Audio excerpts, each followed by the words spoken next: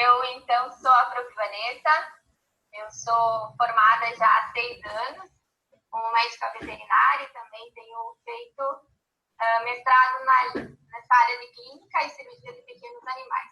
E até então tenho me dedicado, fazendo especializações, também atendo em clínica particular aqui em Frederico Westphalen e parte do meu tempo, então, eu também dou aula na UCFD Itapiranga. Eu fui convidada a dar, então, essa aula a você sobre nutrição clínica, né, para aqueles pacientes doentes. Eu preparei uma aula que, claro, poderia levar mais horas, né, de conversa, mas que fique de uma forma dinâmica para a compreensão de vocês. Como eu não conheço os alunos ali de Chapecó, então é um prazer estar me apresentando a vocês. Eu vou deixar, então, a apresentação disponível com o professor Rafael. Também outro material adicional para facilitar, aceitando o pessoal aqui, para facilitar depois na rotina clínica de vocês, também no atendimento no hospital, em clínicas onde vocês fazem estágio, para que se dê uma atenção e essa importância maior em relação à nutrição do paciente doente. Eu vou subir aqui a minha apresentação. Eu vou te falando se tá ok. Ainda não já te falo. Tá, vai aparecer para mim como tela cheia aqui, eu não vou mais visualizar vocês, correto? Beleza, é isso aí, tá aparecendo ok. Ok. Mas vocês conseguem me ver no cantinho, ou tá só a tela cheia? Não, tá você no cantinho e a apresentação no modo tela cheia. Tá, ok, então. Então, na nossa aula hoje sobre nutrologia do paciente doente, nós vamos abordar de uma condição básica, né? O que a gente pode disponibilizar ao nosso paciente como cuidados a mais daqueles que normalmente a gente faz quando esse paciente vem à clínica, vem ao hospital veterinário.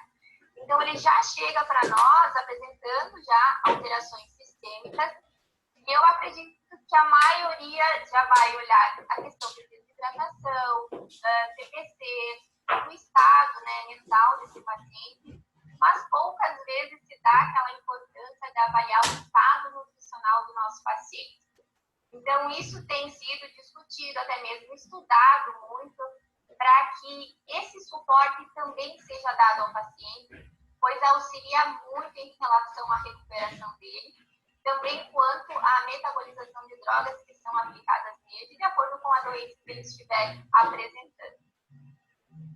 Para que a gente possa, então, ter uma diferença sobre como é o comportamento em relação à mobilização energética no paciente saudável, que está com restrição alimentar, ele, então, vai começar a utilizar o que ele tem de reserva de glicogênio hepático, e também ele mobiliza ácidos graxos de massa muscular, em primeiro momento. Num curto período de tempo, quando ele começa a entrar então, num período mais longo, ele começa uma fase adaptativa, onde então se cessa esse turnover proteico e começa então a fazer a oxidação de gorduras, no caso desse animal que é saudável. Como consequência, então, ele consegue fazer a preservação de massa muscular. Diferente do paciente que chegou no consultório de vocês, no hospital onde vocês estão trabalhando, que ele está apresentando uma doença, essa alteração sistêmica. E é difícil que esse paciente já chegue com um dia sem estar se alimentando, um dia sem estar ingerindo água. E muitas vezes o proprietário também ele nos deixa falhas na informação sobre o caso do nosso paciente.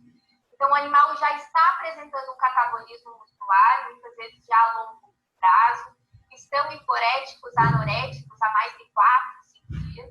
Então, eles já estão apresentando uma queima de massa muscular por uma condição de apresentar, então, uma doença, muitas vezes sistêmica, né? Que está, além de consumir parte de taxas metabólicas, também esse animal não está ingerindo para suprir a demanda da necessidade energética basal dele. Então, o que vai acontecer aquele nosso paciente que está numa fase adaptativa? Ele não está com doença grave, mas ele não está ingerindo quantidade suficiente de alimento. Então, ele vai ter uma taxa metabólica aumentada, vai ter ganho de nitrogênio, porém, ele não vai ter a proteína como fonte principal de mobilização de aminoácidos para gliconeogênese. Ele vai estar, então, mobilizando gordura como fonte preferencial de energia. Então, quando começa a ter essa demanda, né, o animal ele está iniciando um processo energético negativo, ele não está ingerindo e ele precisa manter todas as suas funções fisiológicas normais. Então, para isso, ele começa a mobilizar ácidos graxos, ele começa, então, a aumentar a sua taxa metabólica e, consequentemente, pelo processo que desencadeia algumas doenças inflamatórias, vai ter, então, a liberação de mediadores endógenos, principalmente como hormônios do estresse, citocinas, que vão estar fazendo um antagonismo da insulina, né, quando você tem uma taxa aumentada, então, de glucagon. Aqui fica melhor, então, exemplificado para vocês, quando a gente tem, então, uma liberação de catecolaminas, cortisol, o glucagon, hormônio do crescimento, juntamente com a presença de uma doença infecciosa, esse animal estar apresentando sepse, ter sofrido algum trauma, né, ou algum quadro também de necrose, isso amplifica essa resposta de mediadores e faz, então, aquele antagonismo à insulina, levando, então, a uma resistência insulínica e, consequentemente, teremos, então, uma hiperglicemia. Aquele nosso paciente que está anorético, não está ingerindo água e também está fazendo catabolismo proteico e ele está apresentando níveis de glicemia aumentada, é um sinal de prognóstico ruim, porque ele já está tendo essas alterações metabólicas.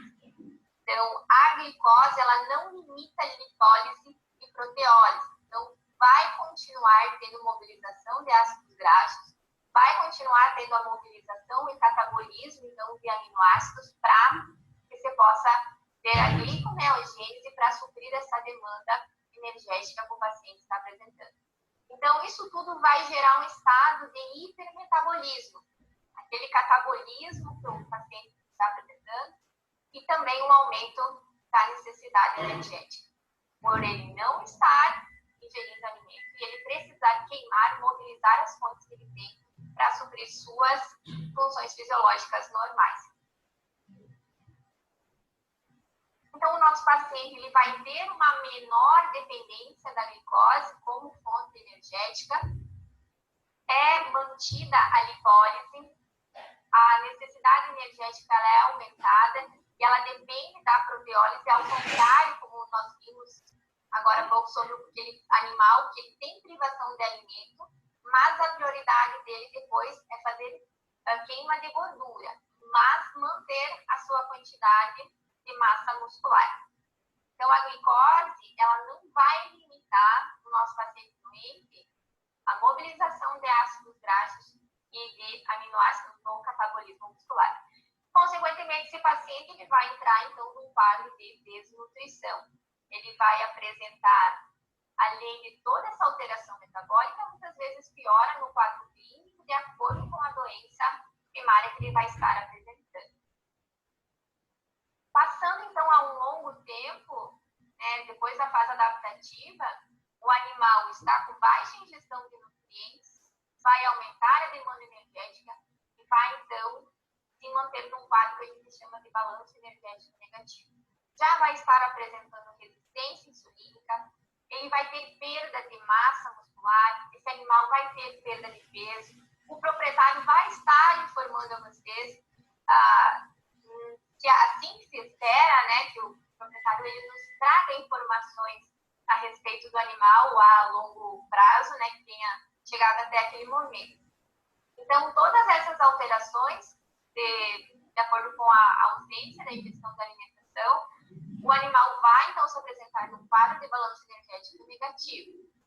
Essa alteração metabólica também é o suficiente para começar a ter a liberação, então, de radicais livres, que eles são suficientes, então, para gerar o que nós chamamos de estresse oxidativo. Consequentemente, vai ter outras alterações metabólicas em relação a alguns minerais, alguns hormônios, a própria apresentação, né, do paciente na sua melhor ou pior em relação ao quadro clínico. Então, esse nosso paciente está perdendo de 25% a 30% então, desses estoques que ele apresentava de massa proteica. E essa proteína, ela não é só advinda da massa muscular, do músculo esquelético. Lembramos que também temos massa, né, muscular cardíaca, também está presente então, na parede intestinal. E no momento que já se torna longa essa anorexia, ele está num quadro mais crítico da desnutrição, começa a ter a queima dessas fontes proteicas também. Então, vamos notar uma baixa quantidade de massa e também função cardíaca, consequentemente uma baixa função pulmonar, vai ter comprometimento imunológico, sendo que o intestino ele é um dos órgãos que ele está envolvido muito na condição da imunidade do animal. E quando se inicia aquela perda de massa muscular intestinal, esse intestino ele se torna funcional. Então, ele perdeu a sua integridade, ele está perdendo a sua barreira, né, o seu epitélio. E isso vai gerar, então, quadros também, né, de falência múltipla de órgãos. O intestino ele é um órgão sentinela, então ele consegue determinar falência múltipla de órgãos em decorrência da sua perda de massa muscular. Depois ele se torna assim, então, afuncional. O paciente que não está ingerindo alimento, não está digerindo, absorvendo alimento a longo prazo, né, ele vai estar no quadro de desnutrição, junto com todas as outras alterações metabólicas, então ele pode chegar então, ao quadro de morte. Então, o intestino, sabemos que ele é responsável pela digestão e também pela absorção dos nutrientes presentes na dieta desse animal. Sabemos que ele é um tecido que ele está em constante multiplicação e regeneração celular, então ele também acaba demandando uma maior quantidade energética para a manutenção dessa funcionalidade que ele tem em relação ao trato gastrointestinal. Nós precisamos manter ele íntegro, precisamos manter ele funcional. O nosso paciente que chega e ele está há dias sem se alimentar, nós precisamos imediatamente dar uma atenção maior para que esse intestino comece, então, a retornar à sua função fisiológica normal quanto à digestão, para que a gente consiga recuperar esse paciente mais rápido. Então, ainda em relação às funções desse intestino, sabemos que ele é responsável, então, pela digestão e absorção. Ele precisa estar com suas células íntegras, a sua barreira precisa estar íntegra para que aconteça, então, essa condição fisiológica de digestão. Ele, por possuir, então, essa barreira íntegra, ele impede a entrada de antígenos, principalmente quando essas células estiverem danificadas. É esperado que se tenha translocação bacteriana, então tenha entrada de bactérias ou de produtos, toxinas, para a corrente sanguínea. Ele tem, então, alguns mecanismos de defesa, como enzimas, o muco, a própria EGA e alguns outros mecanismos imunológicos, que auxiliam, então, a proteger essas células intestinais e manter a sua integridade. Então, aqui também, como barreira intestinal, nós temos, então, as células no seu tecido, né, desde mucosa até serosa, onde tem presença, então, de bactérias comensais, tendo características benéficas e também maléficas. Então, esses produtos da microbiota, que são ácidos graxos de cadeia curta e também proteínas bacterianas, que vão estar presentes nesse lume, eles auxiliam, muitas vezes, na questão da digestão do alimento que está dentro do lume nutrientes e óleos. Como também tem a presença de mucina, outros produtos que são antibacterianos, defensina, lactoferrina, as lisozimas, secreções digestivas como bile e outras enzimas, então, que auxiliam a manter essa barreira intestinal íntegra. Então, para que esse intestino se mantenha com a sua função normal.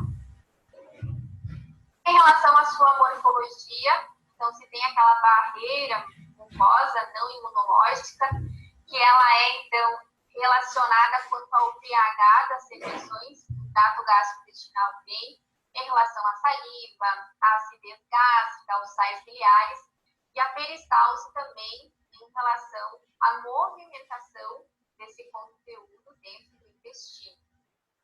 A presença da microbiota intestinal, que ela faz, então, a produção de ácidos graxos de cadeia curta, produção de muco, outras células epiteliais, então, que auxiliam para manter a integridade dessas células. Numa questão de função imunológica, então, tem o tecido linfóide associado a essa mucosa intestinal, que faz todo aquele controle imunológico, impedindo, então, que tenha alterações ou até mesmo absorção de patógenos. A função imunológica do intestino, ele é definido, então, como um órgão imunológico. Na sua mucosa intestinal, então, tem a presença de 25% de tecido linfóide, tem a presença de células imunossecretoras, então, atinge quase 80%, e o tecido imunológico, então, associado ao intestino, que também realiza sua função imunológica, chamado, então, o GALT. Então, temos o intestino, havendo presença, então, de alimento, de conteúdo nesse intestino, ele vai estar fazendo, então, a manutenção da integridade, a digestão, a absorção desses nutrientes, tanto para a manutenção energética das próprias células intestinais, como do sistema como um todo. Então, quando há a presença desse alimento no lume intestinal, nós vamos ter os sinais tróficos. Então, que vai sinalizar aquela presença de alimento, vai começar a ter aumento do fluxo intestinal, para começar, então, a realizar a parte de digestão e absorção. Tem o estímulo para a liberação de enzimas digestivas e também dos hormônios locais, e para que também possa se manter, então, aquela demanda energética, para que essas células continuem fazendo sua multiplicação e diferenciação celular, pois são células que estão em tensa regeneração. Outros sinais tróficos também são quando tem liberação de colicitocinina. Ela aumenta, então, a disponibilidade de cálcio para os linfócitos, que eles estão, então, relacionados à condição imunológica, e ele também vai ser um fator, então, de multiplicação. Se tem regulação na produção de mediadores inflamatórios e também o aumento da produção de IgA nesse local. Mas então, sabendo isso tudo, o que eu vou considerar no meu paciente para que a gente defina se ele precisa receber uma nutrição clínica ou não? Claro que é muito individual de cada paciente, a doença que ele vai estar apresentando, a espécie, né? Sabemos que felinos, principalmente quando eles estão num quadro de anorexia, eles começam, então, a desenvolver hipidose hepática. Então, saber identificar qual fase da doença que o animal está apresentando, para que a gente possa, então, introduzir essa nutrição clínica ao paciente, para fornecer a ele toda essa quantidade de nutrientes que ele precisa para a manutenção das funções fisiológicas dele. Então, aquele paciente que chegou e ele está com um consumo prolongado de uma dieta inadequada, com baixa quantidade de proteína, então aquelas rações que muitas vezes estão custando R$3, R$4 o quilo, é o que o animal tem por ingerir, não é escolha dele. Então, o proprietário, ele muitas vezes ele não vai falar muito a respeito sobre o tipo de ração que está oferecendo ao animal dele. Eles acabam, então, escondendo essa informação. Então, a gente precisa, muitas vezes, ter um olho mais clínico, observar a qualidade desse pelo, a condição corporal desse nosso paciente, e realizar alguns exames também para conseguir identificar se há mesmo uma desnutrição, se há baixa quantidade de proteínas circulantes nesse paciente. Tem também aqueles animais que fazem ingestão inadequada de alimentos, aqueles que não têm uma grande fonte proteica, então eles acabam recebendo maior quantidade de carboidratos. Animais que apresentam rápida perda de peso, então aqui é um sinal de atenção, porque eles estão num processo catabólico muito acelerado, de acordo com a rapidez com que estão perdendo esse peso. Animais que precisaram também passar por um processo de cirurgia ou sofreram um trauma recente e que precisam, então, ter um suporte nutricional maior. A gente vai estar introduzindo essa nutrição clínica. Alguns animais toleram, outros não. Essa nutrição tanto enteral quanto parenteral. Depende muito, então, de cada paciente, da doença que ele vai estar apresentando. Aqueles animais que apresentam um baixo score de condição corporal, aquele gatinho que chega com 2 de score de condição corporal, aquele caninho que ele está realmente assim com as costelas aparentes, a gente consegue ver, então, a estrutura óssea dele, né, mais aparente, essa queima, né, de massa muscular já também, aos nossos olhos deve ser percebido que esse paciente precisa de um suporte nutricional. Perda acentuada de massa muscular, tanto de membros quanto região frontal, parietal do crânio, aqueles pacientes que apresentam sinomose, aqueles pacientes que estão num quadro também de parvovirose. Nós vamos ver mais adiante durante a apresentação o quanto é importante estarmos dando esse suporte nutricional. Porque esse animal não está ingerindo, muitas vezes está apresentando um quadro de diarreia, e a gente precisa dar esse suporte nutricional para que a gente consiga recuperar esse paciente. Claro que é um suporte junto com outras medicações. Não é somente um suporte nutricional que vai fazer com que esse paciente melhore. Ele precisa do tratamento também de acordo com a doença que ele vai estar apresentando. Mas se esse paciente estiver bem nutrido durante o período de internação, ele vai apresentar uma resposta melhor também às medicações que ele vai estar recebendo. Nós vamos ver também em relação à concentração de albumina, né, em relação aos exames que nós vamos realizar nesse paciente, se estiver baixo, também é um indicativo que esse animal está num quadro de desnutrição. Situações de hipermetabolismo, como infecções, traumas, queimaduras, cirurgias, principalmente queimaduras, né? Tem tecidos que vão estar demandando maior aporte de proteína, então a gente precisa também suplementar esse paciente. Ou aqueles que fazem uso prolongado de drogas catabólicas, principalmente nesse caso, corticoides, né, que podem resultar então em depressão de nutrientes, quando avaliado também com a condição de score corporal. Fizemos então a coleta de sangue desse paciente e nós vamos observar o que pode ter de alterado então nesse laudo. É importante vermos que a diminuição de linfócitos ele é um indicativo de desnutrição. A presença de anemia normocítica, normoforômica, regenerativa, junto com diminuição de hemoglobina, também é um indicativo que tem baixa proteína nesse animal. Um dos parâmetros que devem ser avaliados com cuidado é a albumina, pois a meia-vida dela é mais longa, até 8 dias. Então, por mais que no dia da consulta a gente faça a coleta desse sangue, avalie a albumina e ela estiver nos níveis normais, é possível repetir esse exame em 8 dias. Se não dá da ideal nutrição a esse paciente, ela vai ter a baixa nos seus valores de referência, porque ela tem uma meia-vida de até 8 dias. Já diferente da transferrina e da pré-albumina, elas têm uma meia-vida mais curta. Então, elas nos trazem uma precisão melhor em relação a esses exames, para a gente identificar o quadro de desnutrição do nosso paciente. Pois é, então, chegamos ao ponto onde a gente precisa definir qual é o suporte nutricional que nós vamos estar oferecendo a esse nosso paciente. Então, aqui um esquema bem básico para ser compreendido. É provável que o processo da afecção ou o tratamento cirúrgico cause déficit proteico energético? Se sim, o paciente ele está desnutrido ou corre alto risco de desnutrição? Quando não, a gente pode, então, estar alterando a dieta do nosso paciente e observar em relação ao consumo.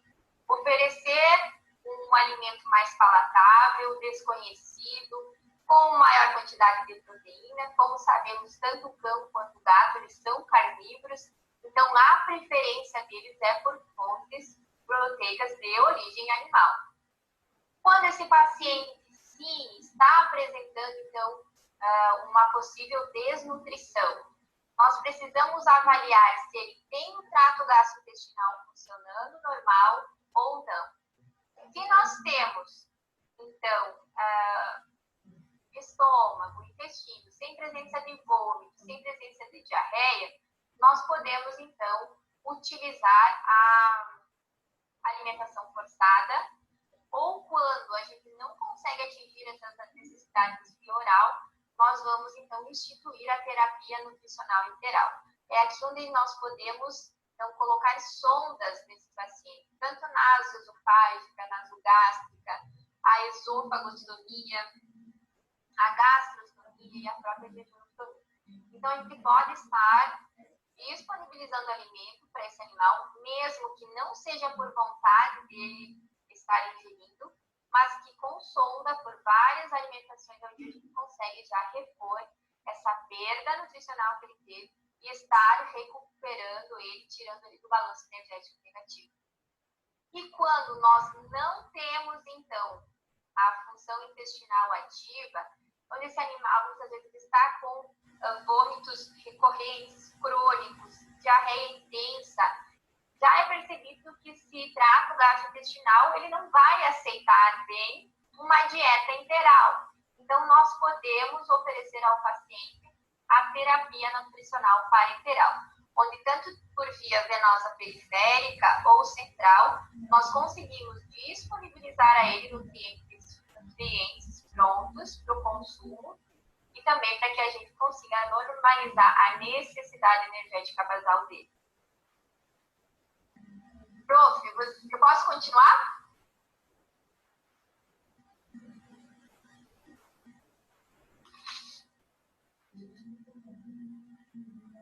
Eu não sei se eu consigo ouvir vocês, mas eu vou continuar então daqui. Não sei se o prof quer parar de gravar um novo vídeo.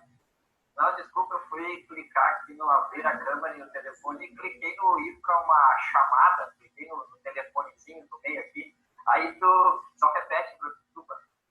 Tá, não, eu falei, prof, se você quiser talvez parar a gravação e iniciar uma nova gravação para não ficar tão longo o vídeo. Não, tranquilo.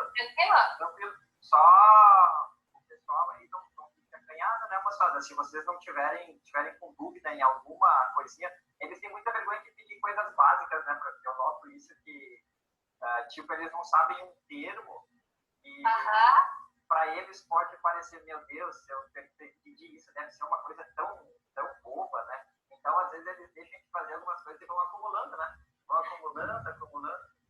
Mas vamos lá. Tá bem. Eu gosto, e o que eu converso com meus alunos também é que não existe nenhuma pergunta boba, né? Só existe uma pergunta. Então, a gente consegue estar respondendo e com certeza vai facilitar o compreendimento melhor da matéria que vem a seguir, né?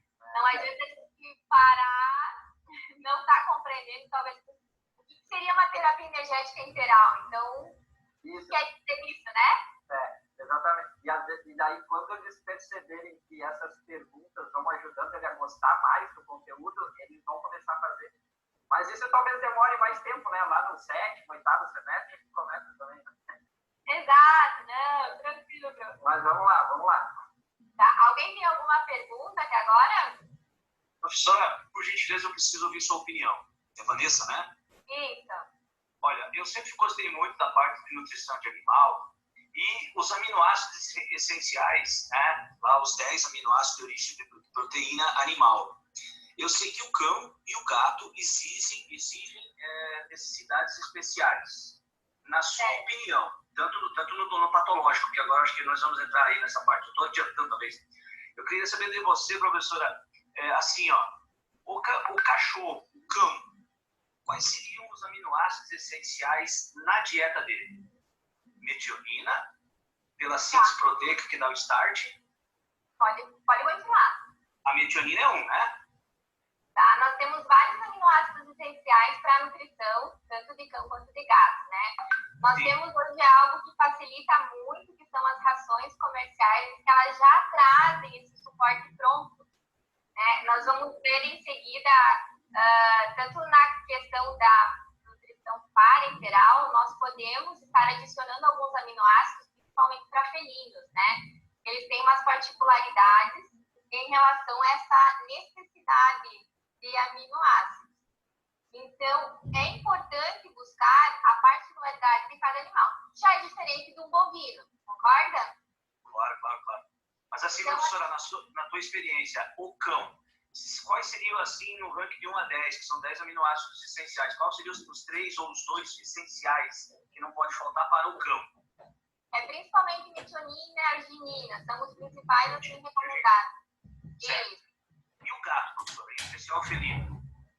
Tem então a recomendação da taurina, né? Também a arginina, a gente precisa estar então suplementando na alimentação dele.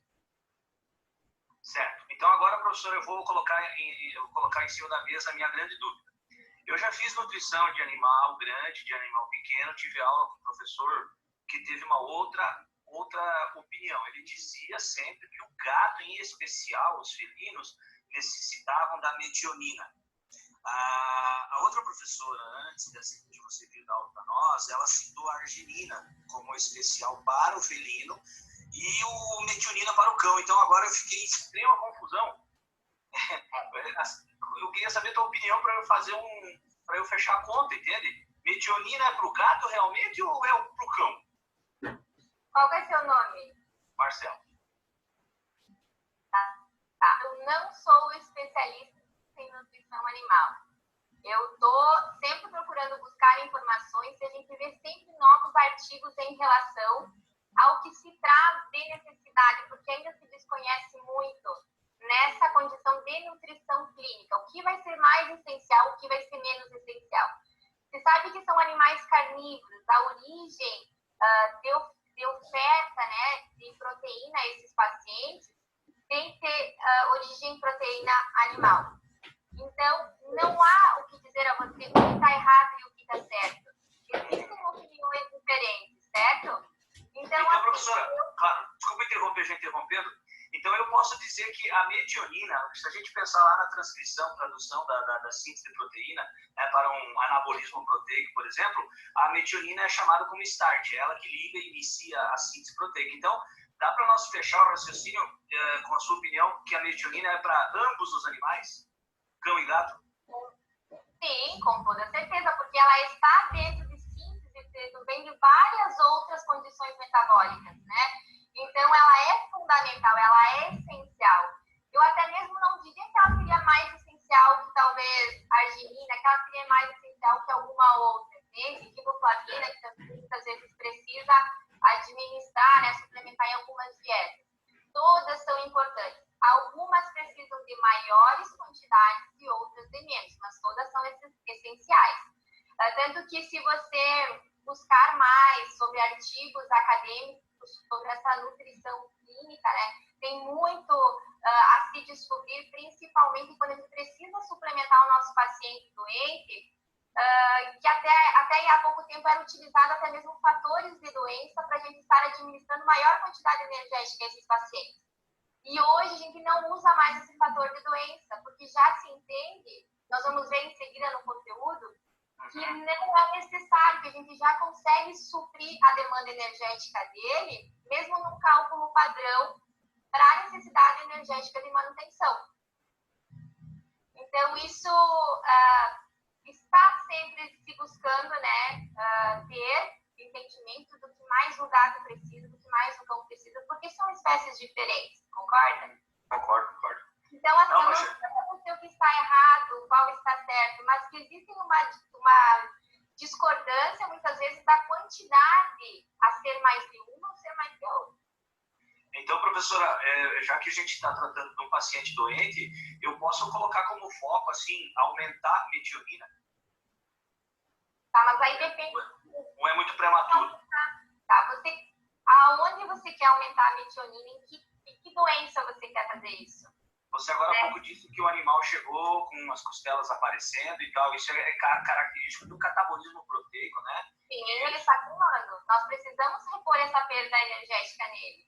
Ele está em balanço energético negativo.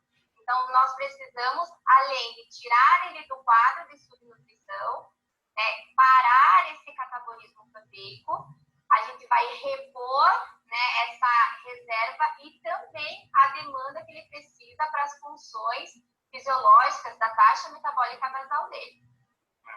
Então, professor, eu posso pensar assim, no meu paciente já entrar de imediato com metionina para esse momento emergencial.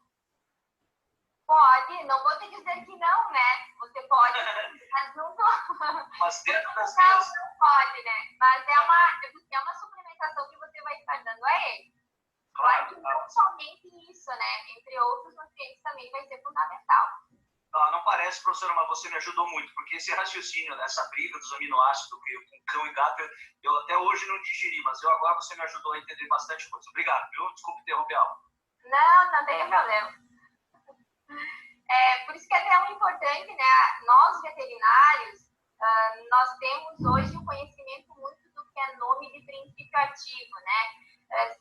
No momento que vocês vão estar se formando, daqui 2 anos e meio, né? Quinto semestre, vocês vão começar, então, a conhecer marcas, né? Nomes comerciais de rações, rações específicas, terapêuticas, de acordo com a doença que o animal vai estar apresentando. Quando a gente vai suplementar ou restringir proteína, por exemplo, num paciente que é hepatopata ou que é renal crônico, como a gente vai instituir, então, a nutrição em relação ao paciente que é obeso, o que a gente vai restringir? Então, isso tudo, né, a gente está aprendendo de uma forma, em relação a nomes de princípio ativo, uma forma mais teórica mesmo. Mas vocês vão perceber, quando se formarem, que muitas dessas informações a gente consegue ter por marcas comerciais, e isso cada vez está mais fragmentado, né? Isso também nos auxilia muito em ter escolhas, opções para cada tipo de doença que o nosso paciente vai estar apresentando. Então, eu não sei se todos conhecem a quantidade, a imensidão de marcas de rações que tem disponível hoje no mercado. Desde as que são linha alimento, né, que aquelas vendidas, vamos dizer, no a granel, abertas, né, que a gente sabe, muitas vezes a contaminação que pode ter nessa ração, a oxidação, desde alimentos premium, high premium, super premium, alimentos de suplementação. Então, vocês vão ter pacientes, vão ter clientes, e é preciso saber a melhor forma de orientar a alimentação desses pacientes. Porque, afinal, ele, quando se torna seu paciente, ele é sua responsabilidade. E cabe a vocês estarem informando o que há de melhor sempre. Porque nossos clientes estão cada vez mais exigentes e a gente precisa estar dando essa informação atualizada para eles e sempre oferecer o que há de melhor para eles. Oi. Não vou dizer nada, mas muito obrigado por ter falado isso. Ele está bravo comigo porque eu passei um trabalhinho que vai valer como avaliação e eu já fiz olha só, eu fiz uma tabelinha já pronta com todos os tipos de ração que a gente tem, com todas as categorias, tanque, prêmio, super prêmio, e as medicamentosas também. E eles só vão ter que preencher ela. Eu já dividi, eles só vão ter que procurar os nomes e preencher pelo menos 5 de cada. Então, pelo menos é para eles verem, eles estão ouvindo outra pessoa falar que é importante conhecer essas rações. Pelo menos para a gente saber que elas existem, né? Porque talvez a gente tenha que usar, né? Então, e eles também já ouviram falar dessas rações na aula anterior com a professora também. Então, muito bom tu ter comentado. Obrigado. Sempre à disposição, prof. E realmente não foi combinado, né? Eu, quando me formei, meu primeiro emprego foi trabalhar com ração e medicações. Então, eu me formei na sexta e comecei a trabalhar na segunda. Então, aí começou a surgir o grande desafio de conhecer essa ampla, né, diversidade que tem de marcas, né, nomes comerciais. E vocês devem conhecer algumas delas, né, principalmente fazendo a linha premium. Eu, particularmente, não gosto de pedigree. Meus pacientes não recebem pedigree. Não é nada contra, mas também nada a favor. Mas existem outras rações que têm um suporte melhor que essa, né? Respeito quem dá aos seus animais pedigree, mas existem outras opções melhores, né?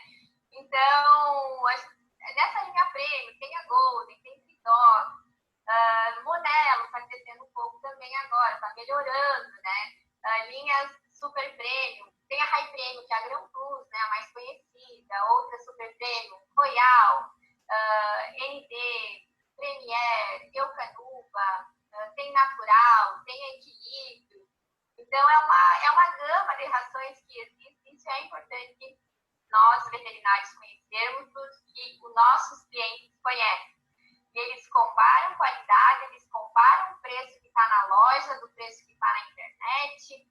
E cabe a nós estar também informando eles o que é de melhor no mercado, porque, afinal, é responsabilidade nossa o paciente que nós temos em cima da mesa. E é responsabilidade nossa também informar da melhor forma o nosso cliente que está pagando pelo nosso serviço. Isso, Bruno? É isso aí. A gente compete bastante, né, porque com o pessoal que trabalha na venda das rações, especificamente até mesmo, por exemplo, numa agropecuária ou numa loja de venda de rações, enfim, porque ali o pessoal está sabendo de tudo, né? Porque eles sabem todas as novidades, eles recebem os promotores de venda. Então, a gente tem uma competição, nós como veterinários, bem ferrenha com as pessoas que estão no dia a dia disso. Então, a gente tem que se atualizar de alguma forma, tem que ficar conhecendo essas rações e tem que ficar buscando novidades, porque o pessoal que está lá no balcão, eles estão sabendo de novidade no dia seguinte que ela aparece. Então, a gente não pode esperar 6 meses para ficar conhecendo que os carinhas já conheceram no dia seguinte. Então, é um desafio, né? Exatamente. Então, nós somos portadores de informações com fundamento teórico. Nós levamos 5 anos para aprender pouco do que nós vamos aprender muito depois de formados. Então, não é muito legal, às vezes, você, tomador de conhecimento, levou 5 anos estudando, investindo tempo, né, e dinheiro, e às vezes perder por uma informação dos chamados balconídeos, né? Eles estão ali à frente, né? E o tempo deles talvez é conhecer o que tem de ração, eles têm o tempo para estar aprendendo com aquele promotor técnico que está ali, informando de uma forma bem básica, né? Sabe o que é proteína, o que é carboidrato, é vitaminas, é minerais, é muito bom. E eles conseguem vender. Então, eles têm essa condição mais de venda direta pelo mínimo que eles conhecem. Nós, veterinários, somos portadores de informações técnicas. Então, o nosso cliente, ele precisa acreditar naquilo que a gente está comunicando a eles, porque nós temos uma base teórica, né? Não vamos tirar a razão, muitas vezes, que existem pessoas que, claro, sabem boas informações em relação a rações. Mas é importante que o cliente busque a nós essa informação e nós tenhamos também esse conhecimento para passar a eles, que eles se sintam seguros, né, na nossa informação. Certo? Podemos continuar? Vamos lá, vamos continuar. Tá, eu vou trazer agora aqui um pouquinho para vocês do que a gente pode oferecer, então, para o nosso paciente internado. Aquilo que chamamos de terapia energética interal é aquele alimento que ele vai ser comprado, né, já na sua textura pronta, ou até mesmo, né, triturada essa ração junto com água e oferecido via sonda via trato gastrointestinal. Diferente da terapia energética parenteral, que é aquele alimento que vai ser manipulado numa capela de fluxo laminar. São nutrientes prontos, ela tem um preço maior em relação à Imperial, mas a gente vai utilizar ela quando não será possível utilizar, então, somente a terapia energética Imperial. Aqui eu trago uma tabela e ela traz informações bem simples em relação de qual tipo de sonda, né? A nasoesofágica, quanto tempo eu posso deixar essa sonda, precisa de anestesia, que tipo de dieta eu posso passar através dela, né? Quais são alguns fatores, né, que eu devo considerar como consequência, né, epistaxis, que pode gerar essa sonda, né, na narina do animal. Então, a sonda nasoesofágica, a gente precisa medir ela no exterior do animal até a sua porção final entre o 7º e 8º espaço intercostal, onde vai ficar a sua porção final.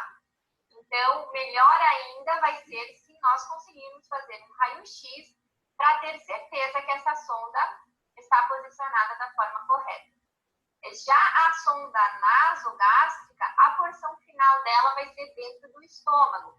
Então, ela vai permitir que a gente administre através dela maior quantidade de volume, desde que seja em formato líquido também, pois esse órgão, o estômago, ele permite uma grande dilatação. Nós conseguimos administrar maior quantidade, então, de volume, mas com cuidado, né? Sempre lembrando que o nosso paciente, no segundo dia que vai estar recebendo essa dieta, ele apresentando um quadro de desnutrição, a gente precisa introduzir gradativamente a dieta a ele, e não da forma, na sua quantidade total, como a gente vai ver depois ali na NEB, quando a gente determina a quantidade de quilocalorias que ele precisa para a sua necessidade energética basal. Então, tanto a nasoesofágica quanto a nasogástrica, né, nós não precisamos, então, realizar anestesia.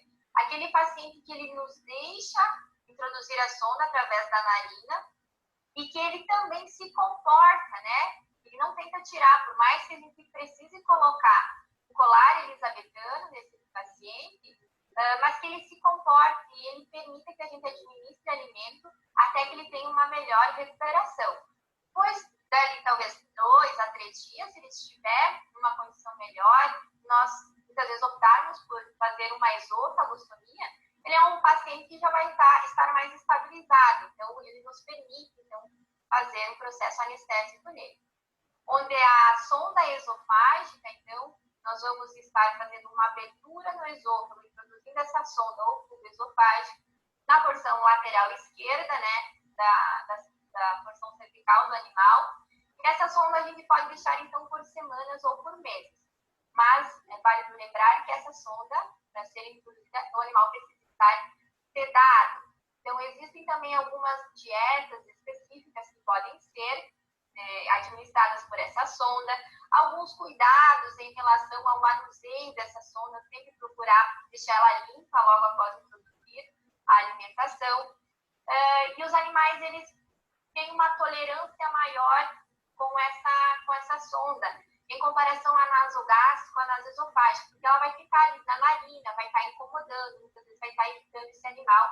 E a esofágica é uma das minhas preferidas, né, em primeiro momento, para conseguir fazer essa nutrição no paciente. A gastrostomia, que é aquela colocação de sonda diretamente no estômago, precisa de alguns equipamentos para que se possa, então, ter esse tipo de sondagem. Pode também permanecer por semanas a meses, vai precisar, então, de sedação, e nada diferente da esofagostomia, né? Precisa ser uma dieta fácil de ser administrada, líquida, bem diluída, né? De acordo com a necessidade energética do animal. Uma das principais características da gastrostomia, essa sonda ela não pode ser removida antes de 10 a 14 dias, porque a parede do estômago, onde nós vamos fazer essa abertura, tem que ter o tempo de cicatrização junto à abertura que foi feita ali em relação à pele. Porque se nós removermos essa sonda antes de 7, 10 dias, não houve o tempo necessário para a cicatrização dessas bordas, tendo depois, possivelmente, um extravasamento de conteúdo gástrico e vai estar, então, tendo problemas com o animal apresentando peritonite. Então, é válido lembrar que a gastrostomia, essa sonda diretamente no estômago, com a abertura para o exterior do animal, ela não deve ser removida antes de 10 a 14 dias. Já a jejunostomia também vai ser uma abertura nesse órgão, no jejuno, onde esse animal vai precisar estar sedado. O cuidado em relação a essa dieta, ela deve ser muito rígida. O animal deve permanecer hospitalizado, porque a administração desse volume deve ser muito lenta, porque o intestino, o jejuno, ele não permite dilatação. Então, precisa ficar gotejando essa alimentação via essa sonda, diferente das outras sondas que a gente pode administrar maior volume. A jejunostomia, obrigatoriamente, esse paciente deve permanecer internado, com cuidados de um profissional veterinário, ou até mesmo da pessoal da enfermagem, né, que possam, então, fazer esse cuidado e manuseio adequado dessa sonda. O cuidado depois da remoção dessa sonda precisa novamente se fazer, então, uma abertura no abdômen para que se feche, então, a parede intestinal. A gastrostomia, se houver a perfeita cicatrização, é apenas removida, então, essa sonda, né, e fechada a pele do paciente. Em alguns casos é necessário aqui também fazer o fechamento do estômago, né? Tudo isso vai de acordo com o monitoramento do paciente. E já a esofagostomia nasogástrica e a nasoesofágica apenas se faz, então, a remoção. No esôfago não precisa, então, fazer pontos, porque ele tem um potencial de cicatrização muito bom, então a gente consegue apenas remover a sonda sem precisar fazer qualquer sutura na pele ou no esôfago. Então, entrando naquela parte bem divertida, onde a gente faz contas, né? Não é difícil. Nós vamos utilizar, então, uma fórmula base, né, de necessidade energética basal para a terapia energética, então, integral. O que nós vamos encontrar aqui vai ser a quantidade de quilocalorias que esse animal vai precisar receber durante 24 horas. Nós temos a constante 30, que vai ser multiplicada pelo peso, somada a constante 60. Tá? Essa fórmula ela pode ser utilizada padrão para a maioria das raças, né, de peso entre 2 a 45 quilos. Quando nós precisamos de uma precisão em relação à quantidade de quilocalorias que o nosso paciente irá precisar durante 24 horas, nós vamos utilizar a fórmula, então, com exponenciação, onde nós vamos ter a constante 70 multiplicada, então, pelo peso elevado no expoente 0,75. Vejam que aqui eu coloquei um X semi-transparente, né, que até então se utilizava, né, um fator de doença para se adicionar uma quantidade a mais de quilocalorias que se entendia que esse animal precisava. Há pouco tempo, então, em questão de atualizações, né, de estudos, não se considera mais necessária a adição desse fator de doença, para que se evite uma superalimentação desse animal, pois a sua necessidade energética basal primária já será o suficiente para suprir a quantidade de demanda da taxa metabólica basal. Então, aqui como exemplo, né, nosso cálculo de reposição energética integral. Nós descobrimos, então, a quantidade de quilocalorias. Eu utilizei aqui o peso de um animal de 10 quilos, apenas multiplicado, então, aqui, junto à fórmula, somada a constante 70, nós vamos ter, então, a quantidade de 370 quilocalorias dia que esse paciente vai precisar receber, não adicionado, então, o fator de doença. Depois de descoberto a quantidade, então, essa necessidade energética basal, nós vamos escolher o alimento que esse paciente vai receber via a sonda. Então, como escolha de uma ração, nós vamos triturar essa ração depois, mas como exemplo para que vocês saibam da onde surgiu cada parte do cálculo. Algumas algumas rações, até mesmo enlatados, como a Recovery, a AD, né, que são alimentos já prontos, hipercalóricos, eles já trazem a quantidade de energia metabolizável. E depois vocês só vão utilizar na fórmula com a necessidade energética basal do paciente. Então, para que vocês compreendam da onde surgiu cada parte, então, da conta para a gente descobrir a energia metabolizável do alimento.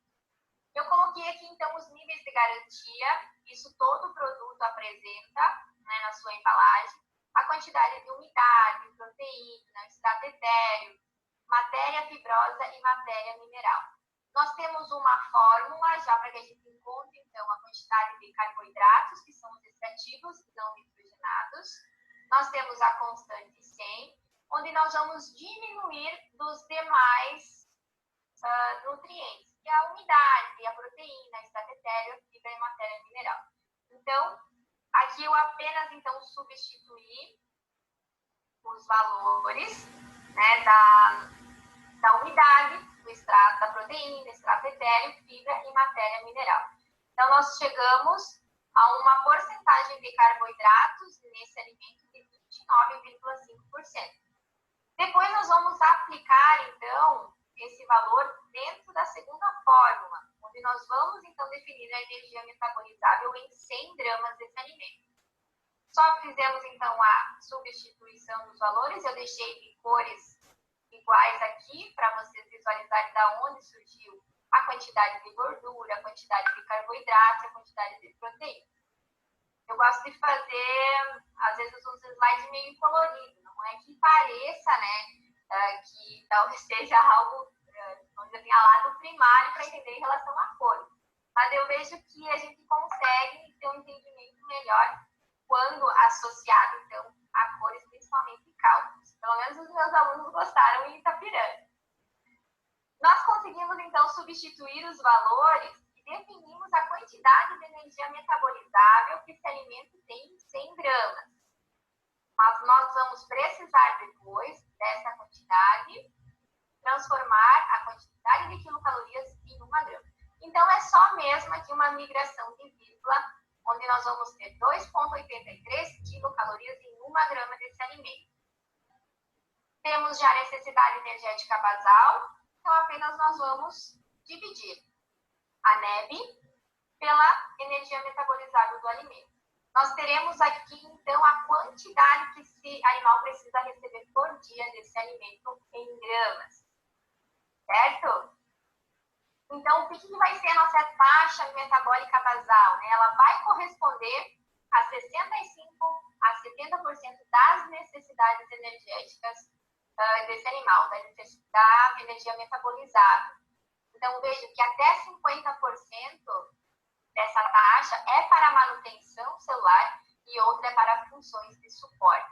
Então, isso também vai estar relacionado à fase desse animal, ao peso que esse animal apresenta, né, e às características de cada espécie ou da raça deles. Então, vejam que aqui nós temos, né, alguns alimentos já hipercalóricos prontos. Isso facilita bastante a administração via sonda, mas mesmo assim, eu prefiro ter trabalho em filtrar novamente esse alimento, né, passar por uma peneira. Eu gosto de usar a malha de filtro das máquinas de café, então as cafeteiras, porque ele me deixa realmente bem filtrado o alimento e eu não vou ter problema nenhum depois em administrar esse alimento pela sonda. Imagine que um animal, por exemplo, de 3 quilos, 2 a 3 quilos, vocês vão conseguir colocar nele uma sonda de 6 frames, onde então que vai ser uma sonda bem fininha. Por essa sonda vocês vão precisar passar um alimento, né, que tem ele tem uma homogeneidade e vocês vão ter que fazer também, né, a diluição dele junto com água. Isso precisa facilitar o trabalho de vocês. Então, eu recomendo que é muito melhor, mesmo que seja um alimento hipercalórico, que ele já tenha, né, um pequeno tamanho de partícula, e mesmo que seja um alimento que vocês vão triturar no liquidificador, vocês filtrem esse alimento para que não obstrua essa sonda. O trabalho depois de reposicionar a sonda, colocar outra sonda ou talvez utilizar essa sonda é muito maior do que antes ter apenas só filtrado melhor o alimento. Então, naquele alimento que nós vimos antes, agora, fazendo o cálculo de energia metabolizável que ele apresenta, ele vai apresentar em quantidade de quilocalorias por grama. Então, tem alimentos hipercalóricos que ele já traz essa quantidade de energia metabolizável na latinha. Então, facilita o cálculo, então vocês não vão precisar estar calculando. Mas se vocês tiverem na clínica de vocês, muitas vezes, uma ração, né, seja ela super premium, e vocês têm aquela como única opção de alimentação, vocês podem, então, fazer o cálculo e vocês vão estar administrando esse animal a quantidade necessária para ele. Nunca a mais e também nunca a menos, né? Tanto os extremos, eles podem causar complicações. É importante lembrar que vocês precisam também calcular junto a necessidade hídrica desse animal. Normalmente é de 50 a 70 ml por quilo, que vocês podem então, estar diluindo nesse alimento e oferecendo de 4 a 12 vezes ao dia.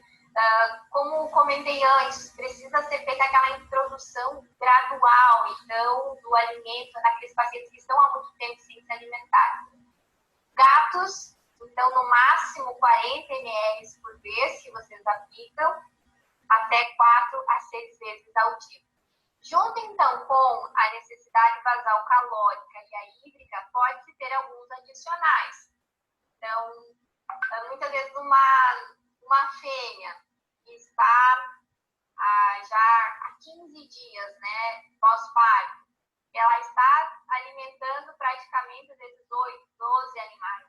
Ela já está apresentando um catabolismo em decorrência que ela precisa ter uma maior demanda em relação à glândula mamária dela para alimentar os filhotes dela. Ela vai emagrecer se ela não estiver recebendo uma alimentação adequada. Esse animal muitas vezes vai apresentar hipocalcemia. Então, o que seria um adicional aqui nesse caso, né? Vocês estarem, então, suplementando cálcio nesse paciente. Aqui tem um guia prático da quantidade mínima que vocês podem estar oferecendo a esses pacientes, tanto o cão quanto o gato, né? Em relação à quantidade de proteína, extrato etéreo, carboidratos, fibras e matéria mineral. Então, vejam que a energia metabolizável varia bastante conforme a qualidade do alimento que vocês vão escolher para fazer essa administração dessa alimentação. Então, quais são os tipos de sonda, né? Temos aquela que nós podemos, a reposição energética via oral, aquela onde a gente vai estar estimulando o paciente a ter fome. Então, temos o diazepam, que é um estimulante de apetite, o conhecido Coba Vital, então, comprado em farmácia, também estimulante de apetite. Esse paciente vai estar ingerindo, então, estimulado, né, a quantidade de alimento necessária para ele. Ele não apresentando essa característica de vontade própria de se alimentar, nós vamos, então, estar oferecendo via sonda. Nesse esquema, então, aqui é apresentado para vocês qual é a melhor forma de passar essa sonda. O animal, ele não vai gostar que vocês estejam introduzindo, né, uma sonda através da narina dele. É preciso, muitas vezes, 1 a 2 pessoas para auxiliarem a conter de uma forma física esse paciente. Então, vocês elevam um pouco o plano nasal e introduzem essa sonda lubrificada, né, com lidocaína, gel de lidocaína, de uma forma sempre ventral medial, aos pouquinhos, introduzir a sonda. Vai chegar, muitas vezes, na glote, vocês precisam perceber que o animal vai deglutir essa sonda e vocês seguem, então, introduzindo ela. Fazem a fixação, a gente chama super bonder, né? Vocês podem colar ou até colar quente no próprio pelo do animal e a proteção com colar elisabetano. Então, você faz a medição, né, do diâmetro dessa narina com a melhor sonda, né, que não vai incomodar tanto esse animal. animal. Vocês podem fixar com esparadrapo, cola quente, para que se tenha certeza, quando você não tem um equipamento de raio-x na clínica, você introduz pequena quantidade de solução fisiológica através da sonda. Se o animal não apresentar nenhum reflexo de tosse, então você fica tranquilo de que essa sonda está no trato gastrointestinal. Se esse animal apresentar tosse, irritação, ou até mesmo vocês perceberem, né, que ele está muito inquieto, possivelmente vocês introduziram ela via traqueia. Então, precisa ser removida e reposicionada. E quando tiverem, então, disponível o raio-x, é muito mais fácil de ter a confirmação do posicionamento dessa sonda. Então, alguns exemplos, né, animais, aqueles que apresentam fratura de mandíbula, têm alguma dificuldade, alguma tumoração no fundo de garganta, que apresentam linfoma, felinos que estão em quadro de lipidose hepática, vocês podem, então, facilmente estar alimentando eles através de uma sonda nasoesofágica. Então, essa sonda, o final dela não vai estar dentro do estômago, vai estar no terço final do esôfago. Quando se trata da nasogástrica, você consegue, então, através da medição exterior do paciente até a última costela, através dessa medida você consegue, então, ter uma noção de que essa parte final vai ficar dentro do estômago. Eu gosto também de, através da sonda, né, administrar um pouquinho de contraste, para mim conseguir ter a melhor visualização da sonda e até mesmo a porção final dela, se realmente está dentro do estômago ou se está dentro do esôfago. A esofagostomia é aquela técnica, então, onde vai ser feita realizar uma abertura no esôfago, na parte lateral esquerda, né, da porção cervical do animal. Tem duas formas de realizar essa técnica. Parecia que tinha ficado maior as imagens, mas vamos lá. Vocês podem estar, o animal tem que estar anestesiado com uma pinça curva. Vou tentar mostrar através desse paciente. Uma pinça curva você introduz através da cavidade oral, então dentro do esôfago, e você tenta, então, empurrar ela contra a parede da lateral do pescoço, até que veja essa saliência. Depois, começa, então, a fazer a abertura na pele, cuidadosamente com o bisturi, de uma forma, né, que seja ascética. Você consegue ir cortando as estruturas até que encontre a pinça. Nesse caso, se você tem um tubo esofágico, você consegue introduzir ele diretamente da posição crânio-ventral. Mas há outras sondas, por exemplo, deixa eu retornar isso. Nesse exemplo, onde você faz a abertura ao lado aqui, então, na posição lateral esquerda do animal, com a pinça você pega a ponta da sonda, traz ela para a frente, então, na porção cranial, então fora da cavidade oral, inverte a ponta da sonda e empurra ela no mesmo sentido, no sentido crânio caudal, para ela, então, permanecer dentro do tubo esofágico. Tá? Após, então, realizada essa técnica, tanto colocação direta crânio-caudal, ou fazer a inversão dela pela cavidade oral e depois reposicionar ela no crânio ventral, você consegue colocar essa sonda. Depois deve ser bem fixa, essa sonda com um ponto chinês, né, onde se fala aquele ponto bailarina. Deve ser feito, então, o curativo todos os dias, até que se note, né, uma boa cicatrização ao redor dessa sonda. Já que ela permite ter de diâmetro maior, vocês conseguem, então, estar aplicando alimentos que não precisam ser tão miúdos, né, as partículas ser tão pequenas. E com todo o cuidado, você vai depois higienizar ela, após passar do alimento, passar com grande quantidade de água também, para deixar ela bem higienizada. O animal, normalmente, ele se comporta bem com essa sonda, porque ela não vai estar, então, na glote, não vai estar na narina. Então, você consegue imobilizar ela aqui com uma faixa, uma atadura. E quando tem os horários então, da alimentação, você consegue só expor, né, a abertura dela e introduzir o alimento. Vale ressaltar também que deve sempre se manter fechada essa sonda para evitar a entrada de ar, então, para dentro do esôfago ou até mesmo do estômago.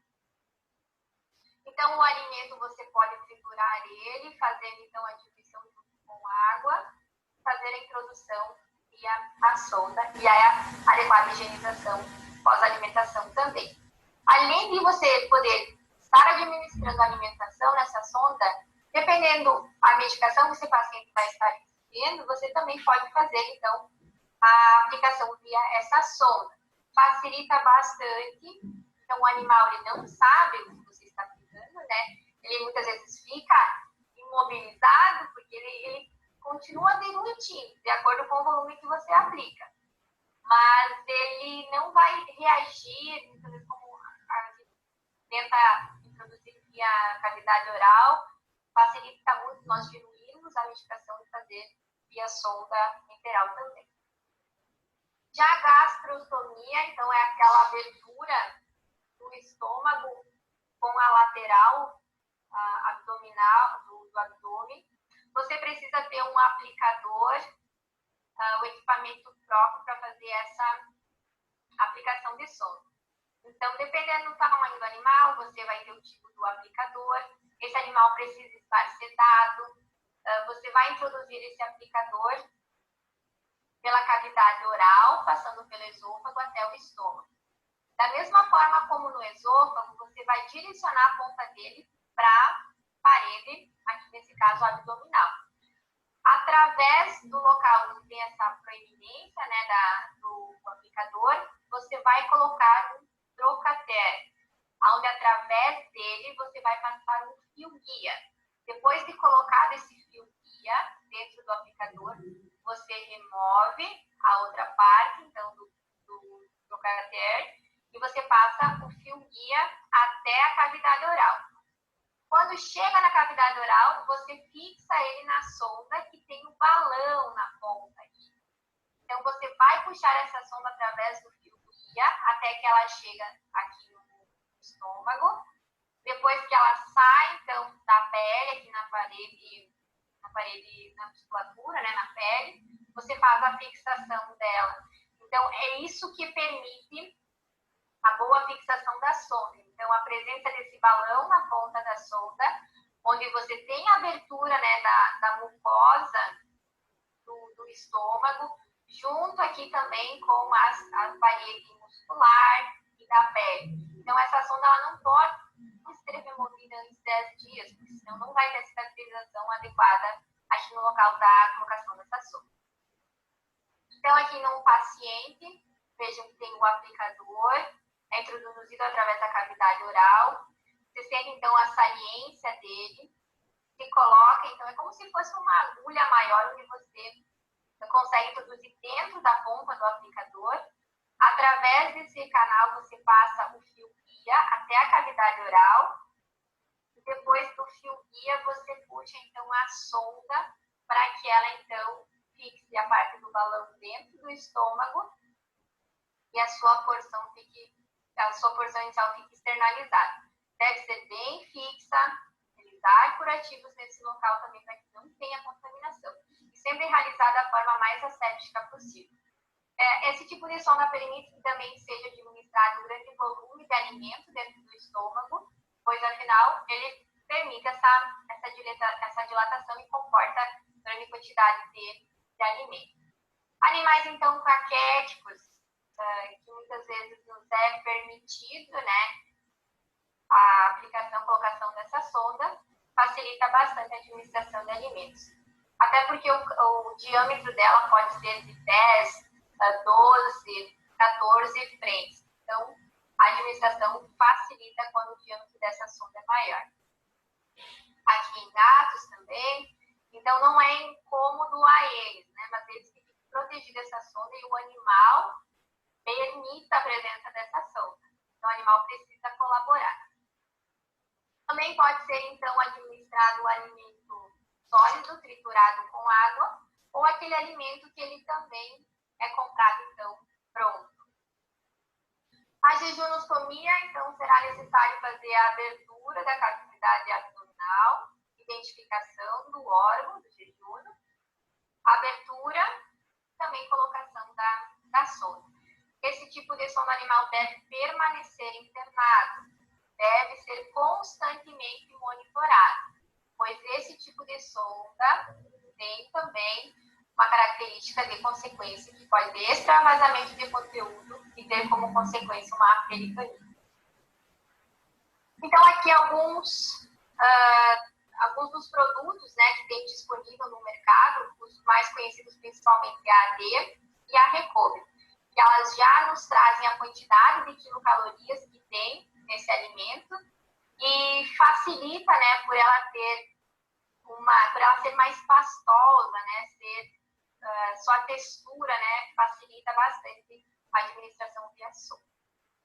Um dos casos, então, que se tem uma boa recuperação do paciente é em relação àqueles que estão infectados com parvovírus. Por mais que ele tenha a presença, né, quem já atendeu o parvovirótico tem vômito frequente, mesmo que você aplique medicações, né, na fase inicial do tratamento, você não consegue controlar. E diarreia constante, uma delícia o cheiro, né? Mas se conseguirmos dar esse suporte nutricional a esse paciente, esse animal ele vai apresentar um ganho de peso melhor comparado a um animal que não recebeu esse suporte nutricional via sonda. Também vai diminuir o tempo de hospitalização, redução da morbidade e também vai melhorar a condição intestinal, porque você também pode estar introduzindo nessa sonda outros suplementos, né, para melhorar o suporte nutricional desse paciente. Encerrado, então, a parte de nutrição e terapia energética enteral, nós entramos, então, na terapia nutricional parenteral. Todos bem aí?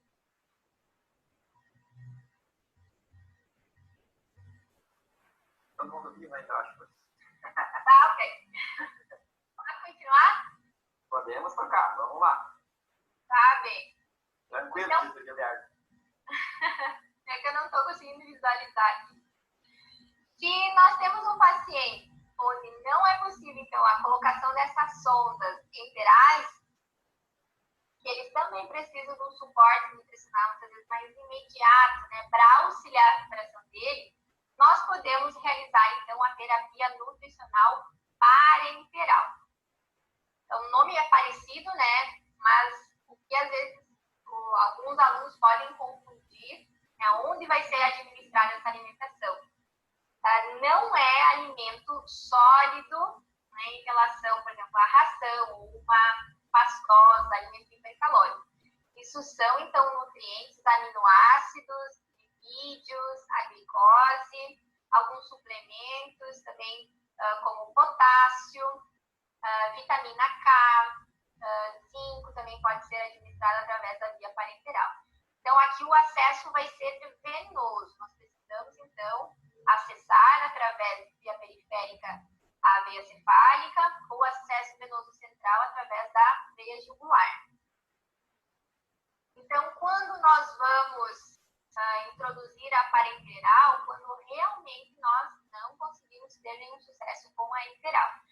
A enteral, ela é uma nutrição mais barata, né? A parenteral, ela é mais onerosa, então precisa de uma manipulação muito ascética, que ela vai ser, então, administrada através do leite venoso.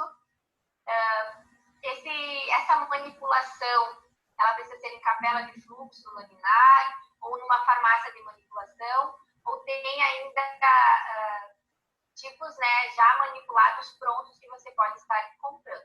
Mas ela é bem mais onerosa em comparação à enteral. A via, então, enteral, ela deve ser sempre inicialmente considerada. Como a gente viu no início da aula, é importante que esse intestino receba alimento para que ele continue funcional e mantenha as suas funções fisiológicas normais.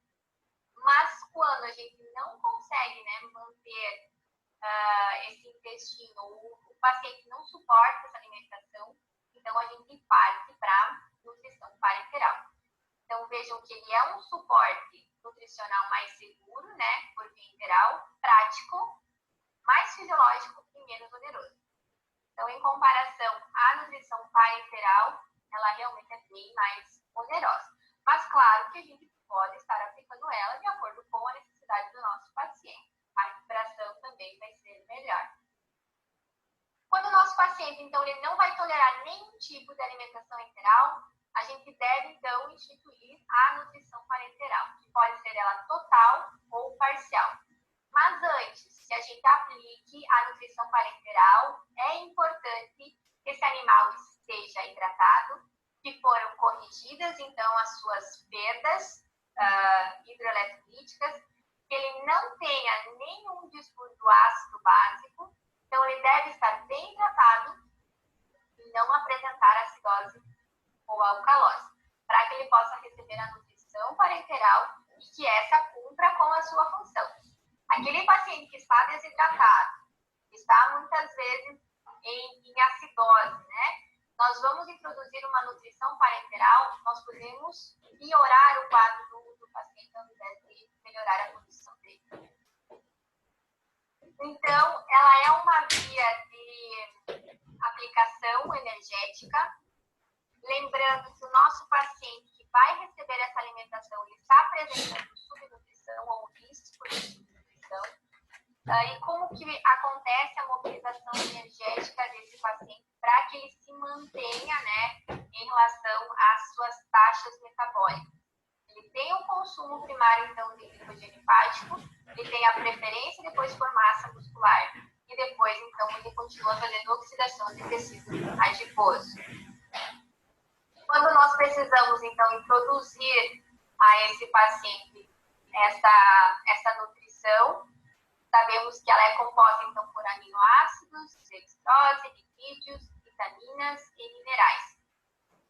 Temos, então, ela dividida em nutrição parenteral total, onde nós vamos suprir 100% a necessidade energética desse animal apenas pela aplicação via venosa com esta nutrição parenteral, ou também quando nós podemos fazer proporcional nutrição parenteral e também nutrição enteral.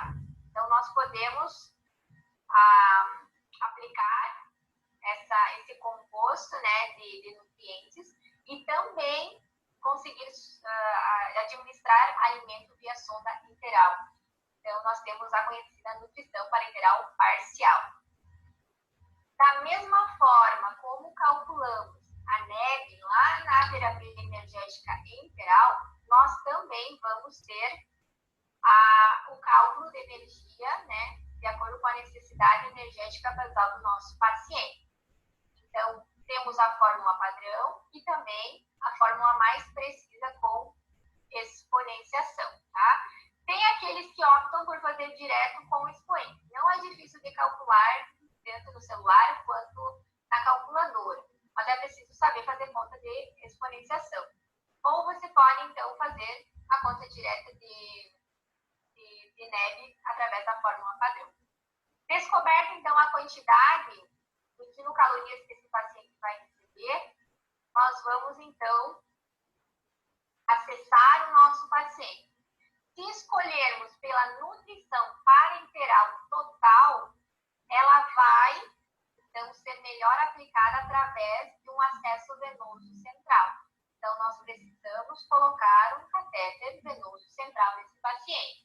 As soluções de escolha, principalmente, aqui vão ser aquelas que apresentam maior osmolaridade. Já não podemos escolher produtos de aplicação nessa nutrição, como, por exemplo, a glicose. Na nutrição parenteral total, a osmolaridade dela, 50% é maior. Então, a gente pode aplicar via nutrição parenteral total. Quando nós fizermos um acesso periférico, então, quando ele vai anular a veia cefálica desse paciente, um catéter de menor calibre, nós vamos optar, então, pela solução, a solução de glicose a 5%. Então, apresenta uma osmolaridade menor. Isso, então, é característico para cada tipo de nutrição. Então, feito o acesso venoso central no paciente, após manipulado, então, esses nutrientes, eles vão ser de acordo, daqui a pouquinho a gente vai ver como que calcula eles, tanto parcial quanto total, sempre buscar, então, um ambiente limpo, higienizado, mais asséptico possível, porque nós vamos estar introduzindo via leito venoso. Essas soluções, elas precisam também estar dentro do prazo de validade, não estar contaminadas. Em hospitais humanos, normalmente, eles têm mais fácil acesso. Eu lembro que em Santa Maria, quando nós precisávamos fazer algum tipo de nutrição parenteral, nós buscávamos por soluções lá no uso. Então, é difícil você ter essas soluções para manter na clínica, porque elas são soluções caras, e elas, depois de aberta, elas têm um prazo de validade. Então, se você vai utilizar só em um paciente, vale informar ao proprietário se ele está disposto a pagar pelo valor disso, e aí você vai estar, então, alimentando somente aquele paciente. Se você tiver outros, você consegue, então, otimizar essas soluções. Se não, após a aberta, você acaba utilizando por um curto período de tempo e precisa serem descartados. Então, em relação à planilha, esses cálculos eu tenho em Word, eu vou passar para o professor Rafael, ele vai encaminhar para vocês, que vai ser só uma substituição de valores. Então, vamos começar. O mesmo paciente que nós temos de 10 quilos, nós já encontramos, então, a necessidade energética basal ou de repouso desse paciente, que é de 370 quilocalorias dia. Vejam que estamos falando de nutrição parenteral total, certo? É recomendado, quando esse animal apresentar peso inferior a 3 quilos ou acima de 20 quilos, que seja, então, realizada através da fórmula com o expoente. Mas, nesse caso, nosso paciente tem 10 quilos. Então, fizemos a multiplicação pela constante 30, somado a constante 70, temos, então, o valor de 370 quilocalorias dia que esse paciente vai precisar receber.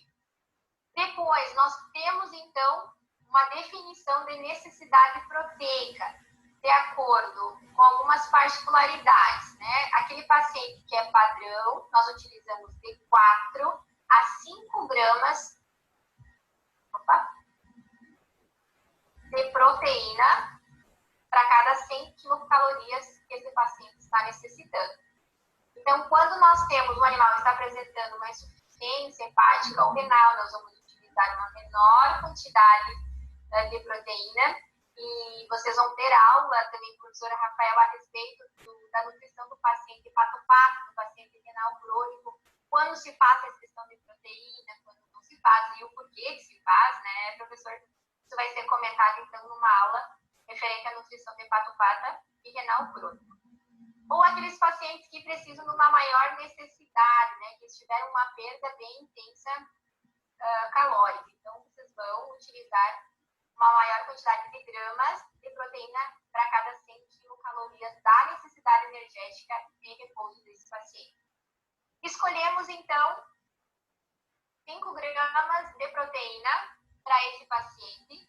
Nós temos, então, outra fórmula, já com constante, onde nós vamos dividir a necessidade energética de repouso por 100, multiplicado pelas gramas de proteína para 100 quilocalorias.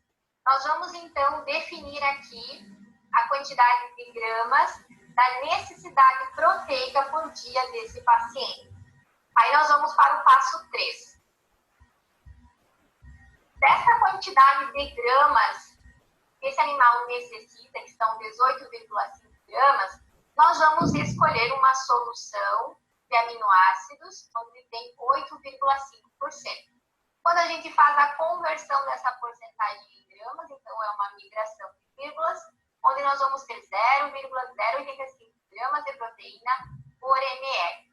Depois disso, é só, então, dividir a quantidade de gramas da proteína que esse animal necessita pela quantidade de gramas que tem por ml dessa solução a 8,5%.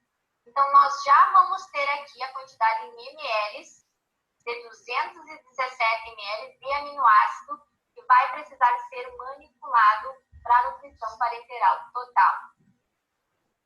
Aí, o que temos mais depois a definir? A quantidade de glicose, de dextrose e a quantidade de lipídios.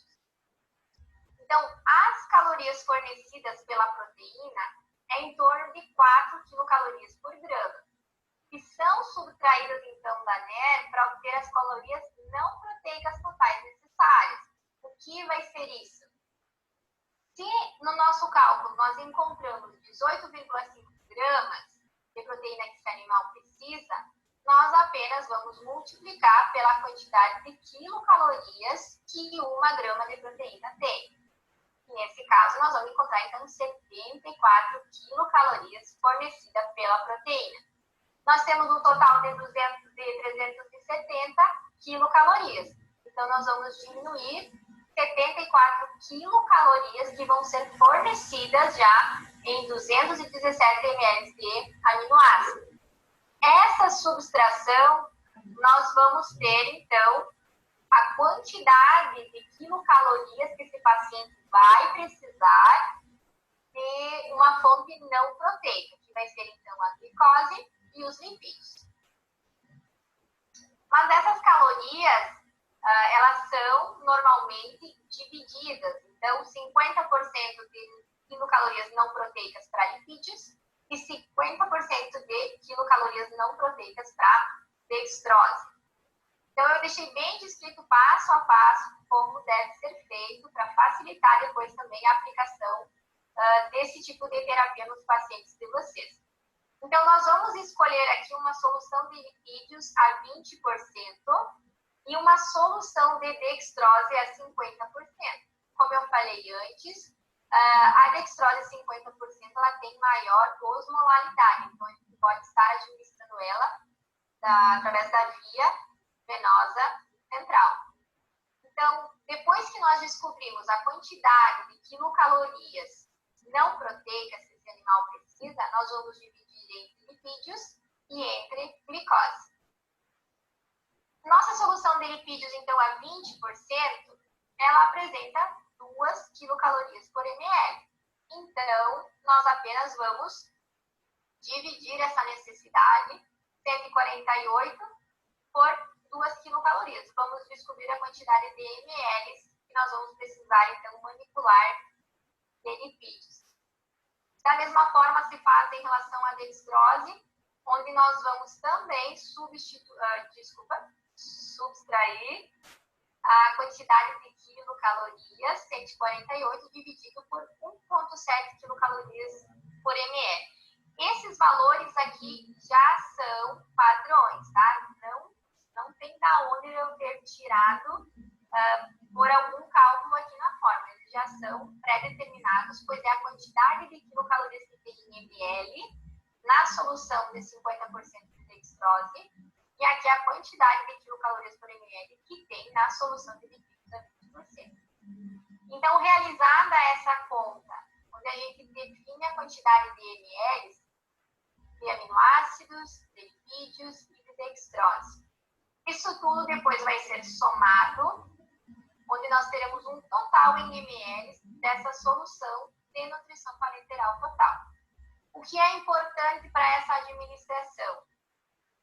Se faz um monitoramento constante da administração, se não tiver bomba de infusão, mas se tiver bomba de infusão, melhor ainda, o controle vai ser perfeito. Pois a partir daqui, então, da quantidade de ml que vocês encontraram, o primeiro dia nós vamos aplicar apenas uma proporção de 50%. Então, esse animal ele vai precisar receber 119 ml por hora dessa solução no primeiro dia. Depois, o segundo e terceiro dia podem receber na sua totalidade, então. Certo? E quando a gente fala, então, de cálculo para solução de nutrição parenteral parcial. Da mesma forma como a total, também vai ter vários cálculos. Eu vou usar o mesmo caminho de 10 quilos, a mesma forma para descobrir a necessidade energética em repouso desse paciente, onde nós vamos ter, então, 370 quilocalorias por dia que esse paciente precisa. Porém, aqui eu estou utilizando uma nutrição parenteral parcial. Normalmente é recomendada que essa nutrição seja de 70%. Mas tem outros artigos, ou a escolha de cada profissional pode ter a variação dessa porcentagem. Então, eu usei aqui, de acordo com uma referência bibliográfica, a quantidade de 70% da nutrição vai ser parenteral e os outros 30% vai ser, então, enteral. Para que eu possa ter, então, a quantidade de 70% da necessidade de quilocalorias desse animal, eu apenas vou multiplicar por 0,7. Aí eu vou ter um novo valor em quilocalorias que esse animal vai receber por nutrição parenteral. As outras quilocalorias da diferença de 370 para 259, vocês vão estar oferecendo ou administrando nesse paciente através de sondas enterais.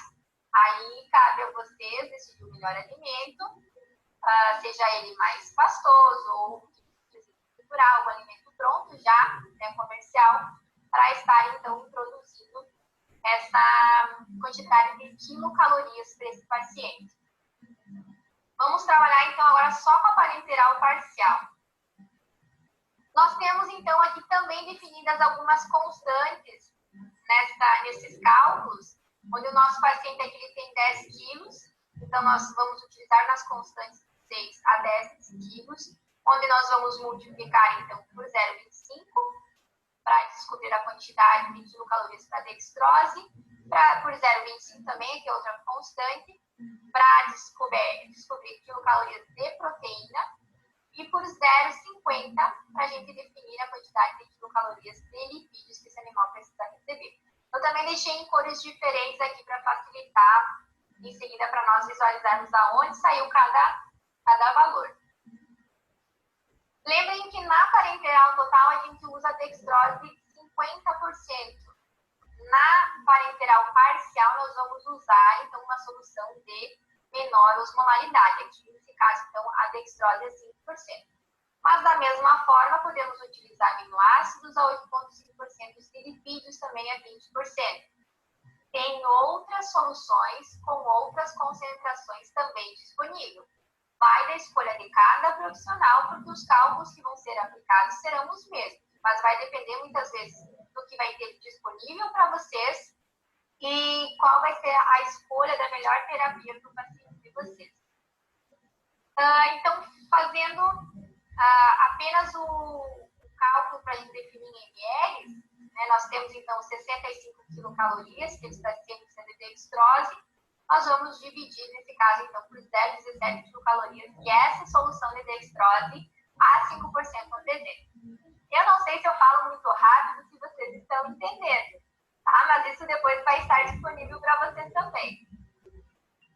Da mesma forma, nós vamos, então, calcular a quantidade de quilocalorias de proteína em relação à quantidade, então, de gramas que tem nessa solução, a 8,5%. Nós vamos estar, então, dividindo e encontrando a quantidade de ml de aminoácidos. Como também vai ser feito, então, em relação aos lipídios. Dividimos pela quantidade de quilocalorias por ml. Encontrado, então, em ml todas as soluções, nós vamos fazer o somatório. Então, nesse caso, nós teremos 638 ml de solução para nutrição parenteral parcial. Tá? Esse não é o volume total. E por que a gente teve mais volume por ela ser parcial, ao invés de ter menos volume, como tem lá na total? Isso vai ser de acordo com as soluções de escolha de vocês. Aqui na parcial nós temos, então, a dextrose 5%, nós vamos precisar de um maior volume, né, para suprir a quantidade energética que esse animal precisa. Então, vai ter um maior volume em ml de dextrose. Já na nutrição parenteral total, nós temos glicose a 50%. Consequentemente, o volume vai ser menor. Então, vocês podem utilizar esse volume, né, dividindo, então, em 24 horas, vocês vão ter a quantidade de ml por hora que vocês vão aplicar, então, nessa solução, através, então, de um acesso venoso periférico. Vocês podem utilizar, então, os cálculos de gotejamento, tendo eles para a equipe microgotas. Eu utilizo apenas o volume dividido por 24 horas, multiplicado pela constante. Então, nós vamos ter aqui 638 dividido por 72. Vocês já vão encontrar direto aqui a quantidade em gotas por minuto no equipo macro. E se vocês aplicarem aqui para o equipo micro, o mesmo volume dividido por 24 horas, também vão encontrar a quantidade de gotas por minuto. E se vocês dividirem 60 por essa quantidade de gotas que vocês encontraram, vocês vão saber a cada quantos segundos vocês precisam, então, fazer o gotejamento de cada gota. Se tiverem a bomba de infusão, melhor ainda, o controle vai ser mais preciso. Então, aqui só tem uma tabelinha em relação, então, às alterações bioquímicas que se tem quando se tem esse suporte nutricional. Então, vejam, antes da nutrição parenteral, onde a gente tinha quadros de hiperglicemia, 26% antes da nutrição parenteral, pós a nutrição parenteral, aumentou um pouquinho os casos de hiperglicemia. Comparados a gatos, também se manteve esse aumento. Mas vejam em relação à correção aqui da hipocalemia. Antes da nutrição parenteral e pós, vejam que tem uma diminuição. E principalmente em relação à hipocalcemia, né, em cães, se nota, né, tem um aumento, que você está suplementando mais. E também, comparado a gatos, também tem um aumento. Então, vejam como acontece, né, essas alterações bioquímicas por vocês estarem, então, administrando soluções para corrigir a desnutrição desses pacientes e melhorar a condição física deles. O que eu havia preparado, então, para a aula de hoje seria isso, tá? Independente do tipo de nutrição que vocês forem escolher, saibam que vai estar relacionada de acordo com o quadro clínico de cada paciente. E o sucesso dessa nutrição vai ser muito mais pelo monitoramento que vocês vão estar fazendo nesse paciente, porque hoje esse paciente pode estar precisando de uma certa quantidade de alimentação. Amanhã pode ser que ele precise mais ou menos. Então, é uma avaliação diária. Bem como outros tratamentos que são realizados com medicações, vocês precisam estar atentos ao paciente. Se é para utilizar, utilizem da melhor forma e saibam calcular para que vocês tenham, então, um suporte nutricional adequado ao paciente. Não adianta simplesmente vocês quererem, muitas vezes, misturar ou aplicar em quantidades, né, que vocês considerem talvez ser suficientes, e na maioria das vezes vocês vão estar errando. Então, vocês precisam realmente calcular. Dá trabalho? Claro que dá trabalho, mas é melhor acertar do que talvez improvisar e errar mais, estar piorando o quadro clínico do paciente. Então, comecem a utilizar, né, esse tipo de nutrição, esse tipo de suporte. Vocês vão observar como melhora, né, o quadro clínico do paciente e, consequentemente, vocês vão conseguir, então, estar diminuindo os dias de hospitalização dos pacientes e tirarem ele do quadro crítico que ele estava, de acordo com a doença dele, bem mais rápido. Então, todo o suporte nutricional, ele deve ser utilizado junto com o tratamento com medicações também. Tá bem, prof? Muito obrigado, prof. Antes de conversar um pouquinho, eu posso abrir para alguém do pessoal fazer alguma pergunta, se a gente tiver? Pode. Então tá. Moçada, quem anotou alguma coisa aí? Acho que só antes de ter essa pergunta, né? Vamos ver se alguém tem alguma perguntinha aí agora anotada, ou alguma dúvida, alguma sugestão, alguma coisa. Tá aberto aí.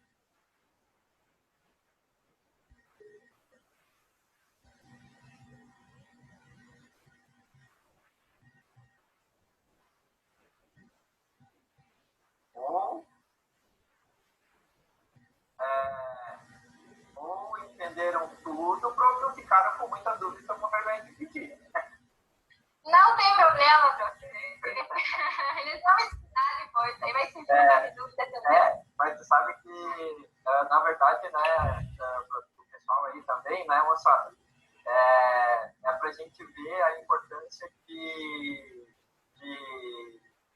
o animal, se não come, por que adianta a gente ficar fazendo tratamento de doença com antibiótico, anti-inflamatório, seja lá probiótico, pré-biótico, seja com acupuntura, seja com o que existe de tratamento, a gente não pensar em nutrição.